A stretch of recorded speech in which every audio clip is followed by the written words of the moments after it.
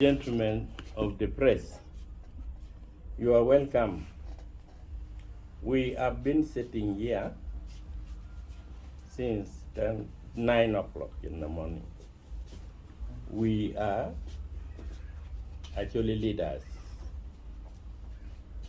from various groups. RP, Rachopadio, Wango, Balaalo, Acholi, and some elders, some members of parliament, to do one thing: discuss executive orders of the President of the Republic of Uganda, order number 3 and number 2.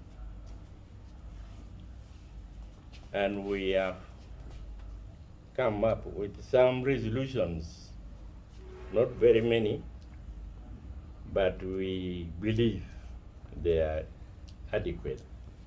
So I would request the General Secretary of Wango,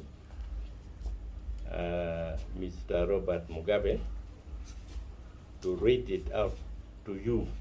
Mr. Chairman, You can go ahead. resolution of joint Acholi Leaders Consultative Meeting on Executive Order number 3 of 2023 and number 2 of 2025. We, the Acholi leaders, gathered in our joint meeting that included Wango, Alpi, Kekwa Acholi, Rochopajo, and Balaalo, some members of parliament from Acholi, and key opinion leaders to consider the Presidential Executive Order number 3 of 2023 and 2 of 2025, appreciate the consistent position of His Excellency the President on the Balaalo eviction from Acholi, resulting in the presidential directive and the executive orders.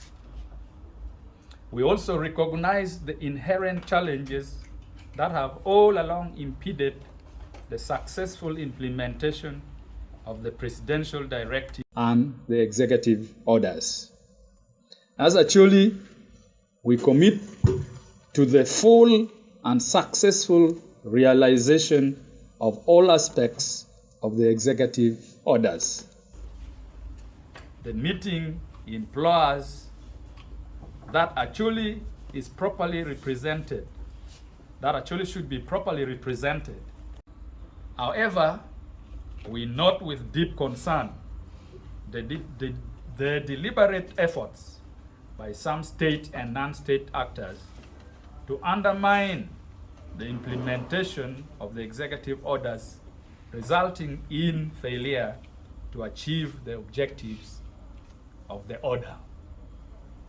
We further note with concern that the actions of Balaalo in Acholi is causing serious economic, social, and cultural upheavals, resulting in serious community tension, which has the potential to result in another spate of bloodletting in Acholi.